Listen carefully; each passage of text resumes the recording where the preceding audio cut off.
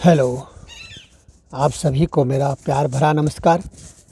आज पुनः मैं आपके सम्मुख जयशंकर प्रसाद द्वारा रचित आंसू कविता का भाग 2 लेकर के प्रस्तुत हूँ। इस वीडियो में आंसू कविता की शेष बची हुई पंक्तियों को मैं रख रहा हूँ। एक एक करके आप ज़रा गौर से समझने का प्रयास करें। क्या कहते हैं कवि, देखिए। मैं अपलक इन नयनों से निरखा करता उस छवि को, प्रतिभा डाली भर लाता कर देता दान सु कवि को। निर्झर सा झिरझिर करता माधवी कुंज छाया में, चेतना बही जाती थी हो मंत्र मुग्ध माया में। यहाँ कठिन शब्दों को अगर देखें तो अपलक का अर्थ है एकटक, निर्झर का अर्थ है झरना, माधवी श्वेत पुष्प वाली बसंत लता को कहते हैं। यहाँ अवतरण ये है, यानी प्रसंग ये है कि प्रस्तुत अवतरण आंसू काव्य से लिया गया है। इसमें कई जयशंकर प्रसाद ने प्रियतम को लक्ष्य कर प्रथम मिलन एवं प्रत्यागमन के क्षणों का अनुभूति में चित्रण किया है।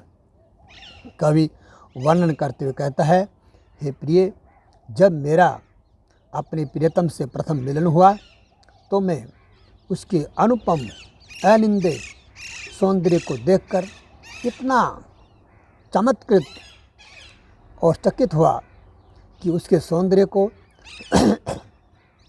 अपलक दृष्टि से देखता रहा। उसकी वह छवि इस प्रकार की थी, किसी भावुक कवि की प्रतिभा खूब पल्लवित और विकसित हुई हो, उससे प्रतिभा ने सनाथ कर दिया हो। उस समय उसका रूप सौंदर्य बासंत लता की कुंज की छाया में झरने की तरह बार बार झर रहा था। कहने का भाव यह है कि निरंतर सौंदर्य के तरल चमत्कृत रूप आभा बिखेर रहा था और उसे मैं मंत्र मुग्ध सा लगातार देख रहा था, जिससे उस समय मेरी चेतना भी उस सौंदर्य प्रवाह में बह रही थी। जल प्रवाह में एक टक अपलक देखने की दृष्टि बह जाती है, उसी प्रकार उसके सौंदर्य प्रवाह में मेरी दृष्टि मंत्र मुग्ध माया के समान बह रही थी और वह अपने वश में नहीं थी। कहने का भाव कवि का यह है कि प्रियतमा का सौंदर्य जो था वो अद्वितीय था और कवि उस सौंदर्य को देख करके मंत्रमुग्ध दृष्टि से देखते रह गए। उसके सौंदर्य में ही कवि का मन बह गया, यानी एकाकार हो गया। भाषा सौंदर्य की दृष्टि से विचार करें तो सुकवि होने के लिए जन्मजात प्रतिभा का होना बहुत आवश्यक है। इसके साथ ही काव्य रचना हेतु प्रेरित करने के लिए सौंदर्य चेतना भी होनी चाहिए। सौंदर्य की ओर आकृष्ट होने वाली चेतना से ही भावुकता आती है। उसी का चित्रण कवि ने इन पंक्तियों में किया है और इन पंक्तियों में अनुप्रास, उपमा और रूपक अलंकार का प्रयोग किया है और छंद वही आनंद है। अगली पंक्तियों में कवि क्या कहते हैं, घन में सुंदर बिजली सी, बिजली में चपल चमक सी, आँखों में काली पुतली, पुतली में श्याम झलक सी, प्रतिमा में सजीवता सी, बस गई सुछवि आँखों में, थी एक लकीर हृदय में जो अलग रही लाखों में। प्रस्तुत अवतरण जयशंकर प्रसाद द्वारा रचित आंसू काव्य से लिया गया है। इस अवतरण में कवि ने अपने प्रियतम की रूप सौंदर्य तथा उसके प्रभाव का बड़ा ही चमत्कारिक वर्णन किया है और उसके प्रभाव का चित्रण करते हुए कवि कहता है कि जिस प्रकार काली मेघमाला में बिजली चमकती है और उस बिजली में चंचलता की चमक रहती है, उसी प्रकार मेरे वेदनामय जीवन में प्रियतम की दृष्टि की प्यार भरी चमक छाई रही, जिससे मेरी नज़र भी उसकी चकाचौंध से व्याप्त हो गई।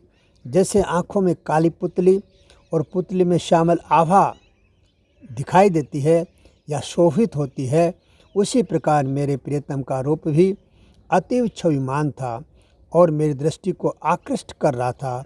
कवि आगे की पंक्तियों में फिर कहते हैं कि मेरे प्रियतम का वह अनोखा रूप आँखों में आकर उसी प्रकार बस गया जैसे किसी सुंदर मूर्ति में प्राण प्रतिष्ठा हो गई हो। मूर्तियाँ देखने में तो सुंदर होती हैं किंतु चेतना के अभाव में उनका सौंदर्य मूक रहता है। सौंदर्य के लिए गत्यात्मक रूप होना बहुत आवश्यक है। जीवन में यद्यपि अनेक व्यक्ति आए और आकर चले गए, किंतु वह तो ऐसा कोई अनुपम रूप था जो पत्थर पर खींची लकीर के समान शाश्वत रूप में मेरे नेत्र में आकर बस गया। इस तरह प्रियतम का वह सौंदर्य अलग ही प्रकार का था। भाषा सौंदर्य की दृष्टि से विचार करें तो प्रियतम के सौंदर्य का तथा उसके प्रति प्रेमी के आकर्षण का भावपूर्ण चित्रण कवि ने इन पंक्तियों में किया है। और इन पंक्तियों में अनुप्रास, मालोपमा, एकावली और अतिशयोक्ति अलंकारों का प्रयोग हुआ है। और मूर्तामूर्त उपमान योजना प्रशंसनीय है और छंद आनंद की यतिगति उचित है। अगली पंक्ति में कवि क्या कहते हैं, देखिए। लावण्य शैल राई सा जिस पर वारी बलिहारी, इस कमनीय कला की सुषमा थी प्यारी प्यारी, माना की रूप सीमा है सुंदर, तब चिर यौवन में पर समा गए थे मेरे मन के निसीम गगन में। प्रस्तुत काव्य पंक्तियाँ आंसू काव्य से ली गई हैं, आंसू कविता से ली गई हैं, जो कि कविवर जयशंकर प्रसाद द्वारा रचित है। यहाँ कवि ने प्रियतम के सौंदर्य की प्रशंसा करते हुए अपने प्रेम का परिचय दिया है। इसी प्रसंग में कवि कहता है, मेरे प्रियतम का सौंदर्य अतुल एवं अनुपम था। उसकी सुंदरता की शोभा अत्यंत प्यारी लगती थी। उसके लावण्य के सामने सौंदर्य का पर्वत भी न्यौछावर किया जा सकता है। वह सौंदर्य का पर्वत प्रियतम की छवि के सामने राई के समान तुच्छ प्रतीत होने लगता था। कवि फिर कहता है, हे प्रियतम, तुम्हारे रूप सौंदर्य की कोई सीमा नहीं है, उसमें यौवन के सौंदर्य की पराकाष्ठा है। वह शाश्वत सौंदर्य अपरिमित यानी असीमित है। इस तरह का प्रियतम का सौंदर्य मेरे हृदय के असीम आकाश में समा गया था। कहने का मतलब यह है, मेरे मन में तो सीमित स्थान था, परंतु प्रथम मिलन के समय मेरे प्रियतम का असीम सौंदर्य उसमें समा गया। उस सौंदर्य में संसार भर का यौवनचित सौंदर्य समाहित था। मतलब प्रथम मिलन का जो अवसर था वो बहुत ही सुखदायी और आनंददायी था। उस मिलन के बाद में संसार की समस्त संकट, संसार की समस्त समस्याएं कवि की खत्म हो गई और जीवन आनंद और उल्लास से भर गया। आत्मा और परमात्मा के मिलन के बाद भी व्यक्तिगत जीवन में इसी प्रकार का आनंद और उल्लास होता है। कवि का संकेत इसी बात की ओर है। और भाषा सौंदर्य की दृष्टि से विचार करें, प्रियतम का अतुल सौंदर्य भी प्रेमी के सीमित हृदय में समा गया। ऐसा कहकर प्रेम की दृढ़ता की व्यंजना कवि ने की है। और दूसरी बात विशेष ये है कि लावण्य शैल यानी सौंदर्य के पहाड़ के सम्मुख अन्य सौंदर्य को राय सा बताने से अतिशयोक्ति अलंकार का चित्रण है। सीमित मन में असीमित सौंदर्य समा गया। कथन में विरोधाभास अलंकार है। अन्यत्र अनुप्रास एवं रूपक अलंकार भी द्रष्टव्य है। और आनंद छंद की यतिगति उचित है। अगले कविता में अगली पंक्तियों में कवि क्या कर रहे हैं, बांधा था विधु को किसने, बांधा था विधु को किसने, इन काली जंजीरों से, मणि वाले फणियों का मुख क्यों भरा हुआ है हीरों से। काली आँखों में कितनी यौवन के मद की लाली, मानिक मदिरा से भर दी किसने नीलम की प्याली। विधु का अर्थ चंद्रमा से है, फणियों वाले सर्पों से है, मानिक मदिरा लाल रंग की शराब और नीलम की प्याली काली आँखों के लिए प्रतीक हुआ है, प्रयुक्त हुआ है। अवतरण वही कि प्रसाद जी द्वारा रचित आंसू काव्य से लिया गया है। इसमें कवि ने प्रियतमा के नक्श के साथ उसके प्रेम का चित्रण किया है। और क्या कहते हैं चित्रण करते हुए कवि कहते हैं, कवि प्रियतमा के मुख, केश और सिंदूरी मांग की शोभा का वर्णन करते हुए कहता है, इन काले केश रूपी जंजीरों से मुख रूपी चंद्रमा को किसने बांध लिया। यानी कि प्रियतमा के जो काले केश हैं वो मुख के चारों तरफ बड़े ही सुंदर व आकर्षक लग रहे हैं। कई उसको इसी प्रकार कहते हैं कि वो ऐसा लगता है कि मानो ये इन काले केशों ने मुख को बांध लिया है, इसलिए ऐसा प्रश्न कवि करते हैं। अर्थात प्रिया के बंधे हुए केशों की लटें काली जंजीरों के समान लगती हैं। इन काली लटों से घिरा हुआ मुख चंद्रमा मानो काले जंजीरों में बांध दिया गया हो, ऐसा कवि को लगता है। ये काले केश की लटें सांप है और सांप को फणधारी कहा जाता है। प्रियतमा की मांग में हीरों की लड़ी शोभायमान है। इस कारण वे हीरे ऐसे लगते हैं मानो सर्पों के मुख हीरों से भरे हुए हों। आगे की पंक्तियों में कवि प्रिया के काले नेत्रों और उनमें व्याप्त अनुराग की लालिमा का वर्णन करते हुए कहता है, प्रियतमा के काले नेत्र अति सुंदर हैं। उनकी पुतलियों में अनुराग के लाल लाल डोरे यौवन के मद की लालिमा को प्रकट कर रहे हैं। ऐसा लगता है किसी ने नीलम पत्थर से बनी प्याली में माणिक के समान लाल रंग की मदिरा भर दी है। कवि प्रश्नात्मक रूप में कहता है, ऐसा सौंदर्य रूप किसने रचना की है, या ऐसे रूप सौंदर्य की रचना भला किसने की है। भाषा सौंदर्य की दृष्टि से विचार करें तो मांग हीरो से भरी बताया है। इससे ये अनुमान लगाया जा सकता है कि कवि की प्रिया विवाहित है। उससे बिछुड़ जाने से कवि को उसकी सजी हुई मांग तथा सुंदर केशों की स्मृति बार बार या आती है। आंसू काव्य में कवि के प्रेम का आलम्बन कोई मानवीय नायिका है, अतः यह शुद्ध विरह काव्य है। रूपातिशोक्ति, संदेह, उपमा तथा उत्प्रेक्षा अलंकार का प्रयोग हुआ है और आनंद छंद की यति गति है। भाषा खड़ी बोली हिंदी का प्रयोग सुंदर तरीके से देखने को मिलता है।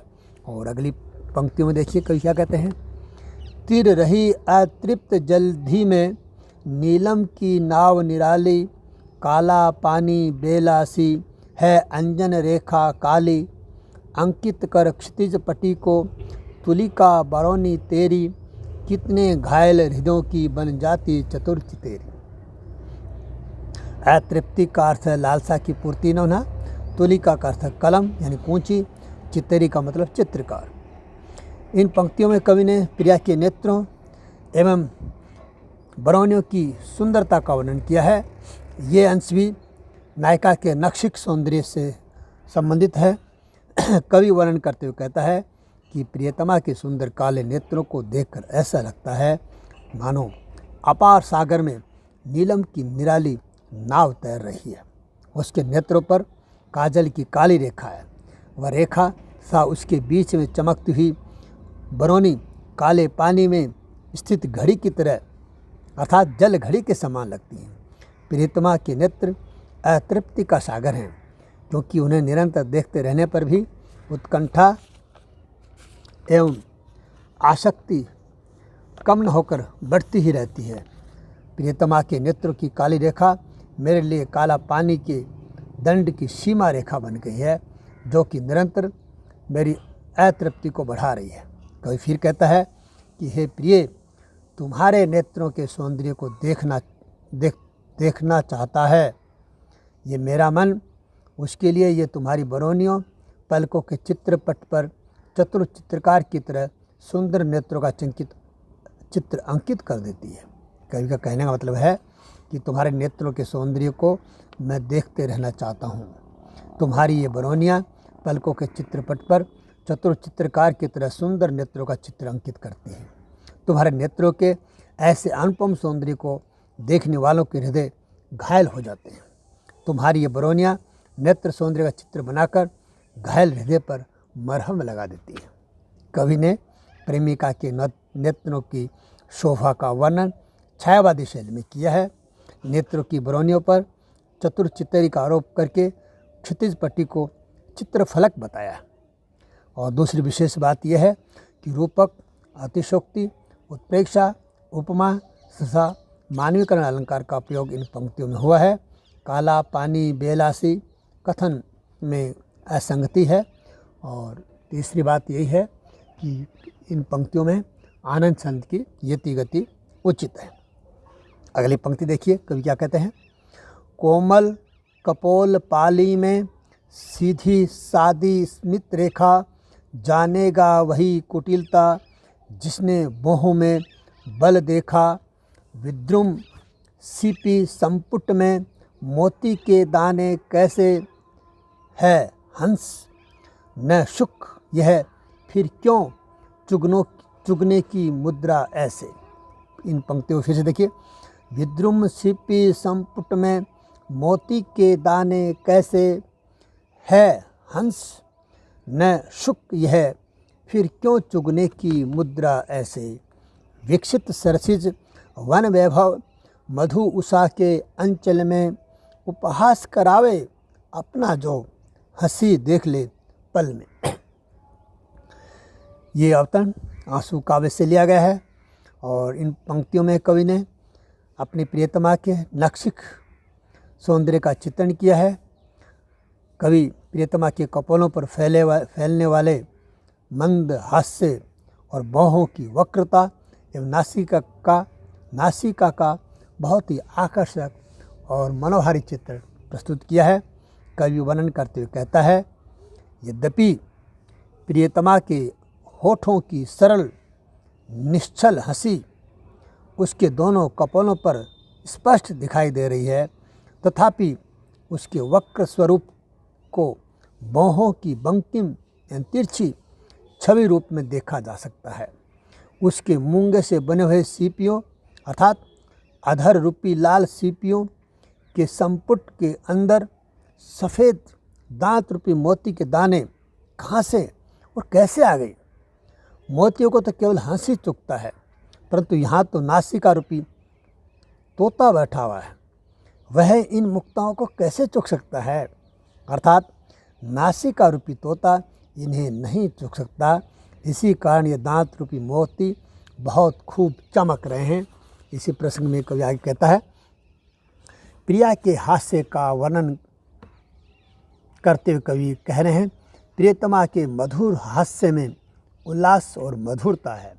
प्रभात काल की बेला में भीने सौरभ से युक्त कमल के पुष्प समूह में भी यह विकास और सौंदर्य ढूंढने पर नहीं मिल सकता है।